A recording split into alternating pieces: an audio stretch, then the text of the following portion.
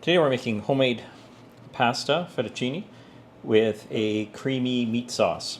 So it's got basically a typical tomato and beef type of sauce, but with a little twist.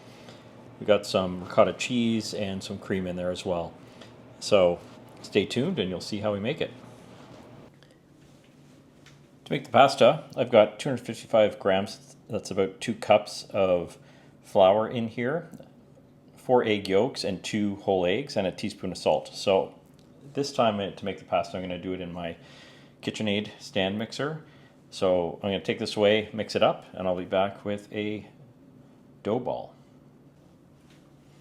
That only took a couple of minutes. Here I've got the dough. I've put it on a lightly oiled piece of plastic wrap.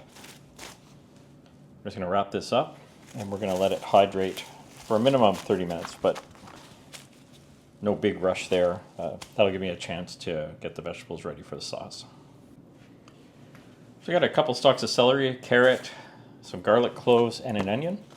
Now I am going to just dice these up so we can saute them in the sauce.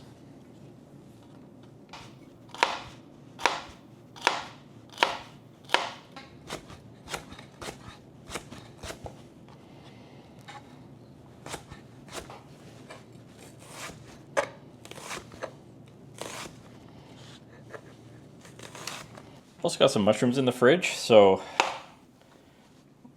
I'm going to throw these in as well.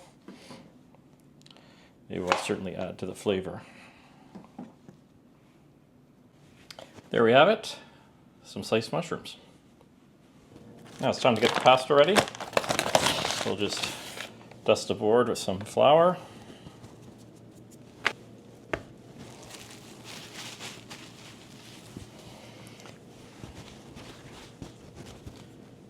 You want to cut this into 4 equal pieces. Now we want to roll these out into oblongs that can go into the pasta machine.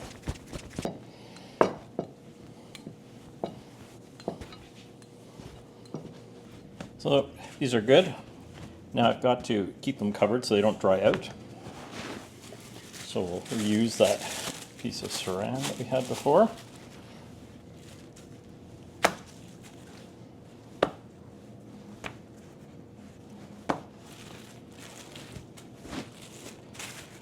Now I'm going to use my pasta machine in order to roll these out thinner and cut them. You can continue using a rolling pin in order to spread them out, but I find it hard to get it thin enough that way, and then just use a knife if you don't have a pasta machine. So I'll be back with the processed pasta. So I've just finished with the pasta machine. Here we have our fresh pasta. This is enough, I would say, for 2 people for a main course, maybe 3, but certainly 4 people if you're doing it as a bit of a side dish. So I'm going to keep this covered with a damp towel, and I'm now going to work over at the stove on the sauce. We're here at the stove. We've got a warm pan. So to that I'm going to add a generous amount of olive oil.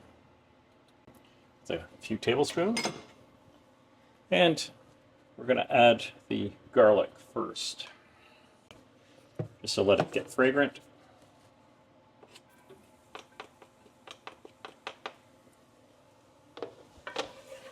Just for a minute, don't want it to brown.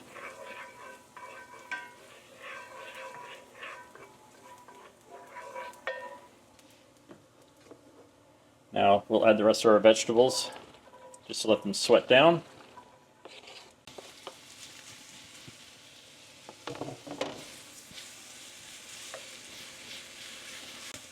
And this will add some salt, which will help the vegetables release their moisture.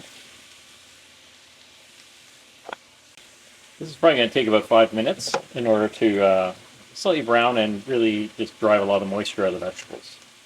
So we'll be back in about 5. These are pretty much done. You can see it's now starting to dry. There's a little bit of sticking to the bottom. So I'm just going to deglaze this with a little bit of white wine that I have. You don't have to use wine. It's optional.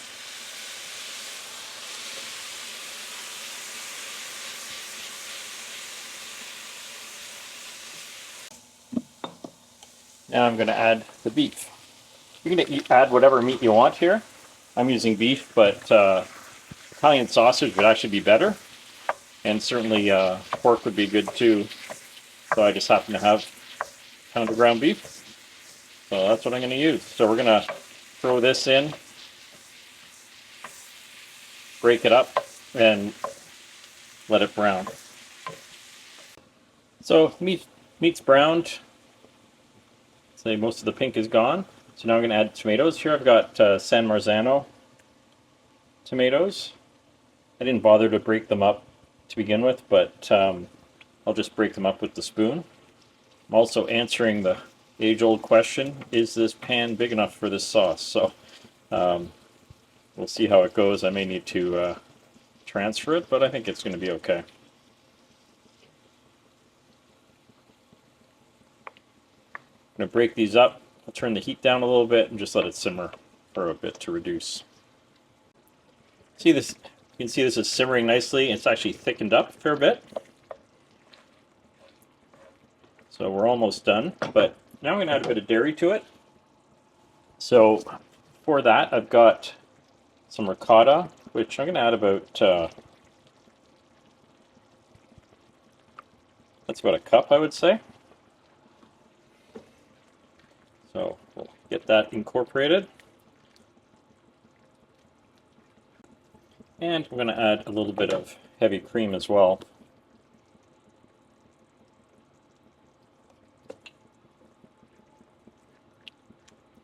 So I want this to be sort of like a rosé sauce.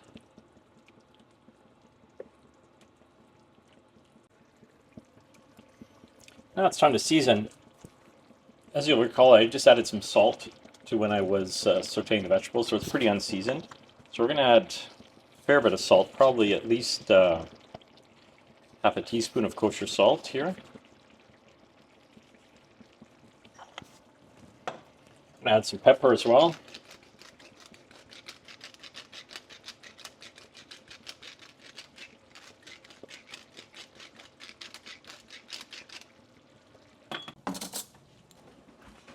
Give that a taste. Yep, that's about right. As well, I didn't add tomato paste to this because I wanted it to stay fairly light, but certainly depending on the tomatoes that you use, you can add some tomato paste. So I'm going to turn this off and we'll get the water boiling for the pasta. We have some salted water going here. I've got another pan because I'm just making one portion to serve. So here I'm going to get this pan going. Got the water going. So I've got two of these pieces of pasta here. So I'm just going to throw them in there. Hope that they separate. Just going to separate them with a fork. Agitate that around a little bit. They look like they were sticking when they're in the bundles, but once they get into the water, they separate fairly nicely. So that's only going to take about 2 or 3 minutes. So this pan is warm. I'm just going to add a little bit of oil to it.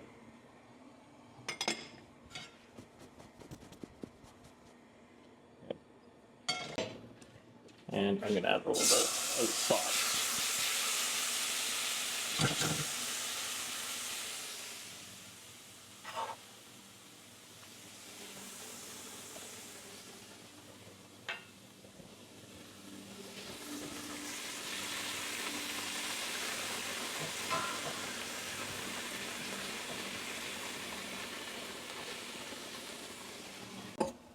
See, the pasta now has lightened up. It's floating to the top. It's been probably a couple minutes.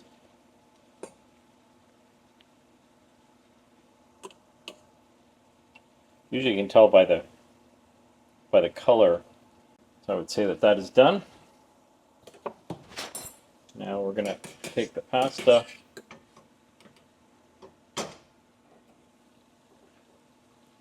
throw it in with the sauce, throw in a little splash of pasta water.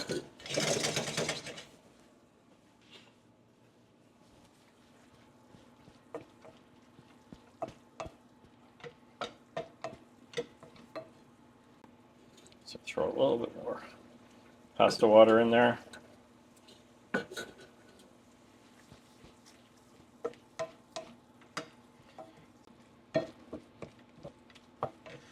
I think we are ready to serve. So I'm just going to throw this into this bowl here. Top this off with some parsley.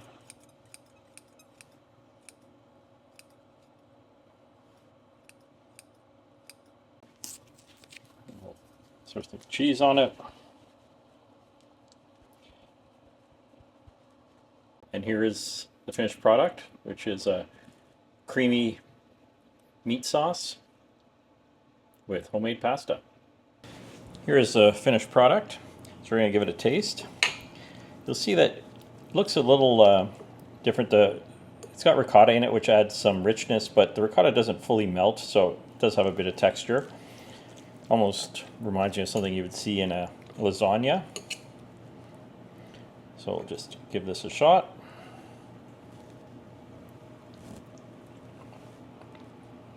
Pretty much anything with homemade pasta is delicious. And this just has a nice, rich, creamy flavor to it. Very hearty and easy to make. Certainly delicious. Not traditional by any sense, but certainly delicious.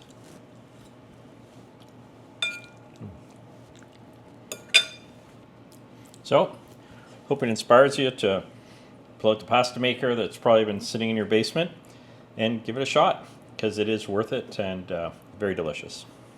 Thank you. See you next time.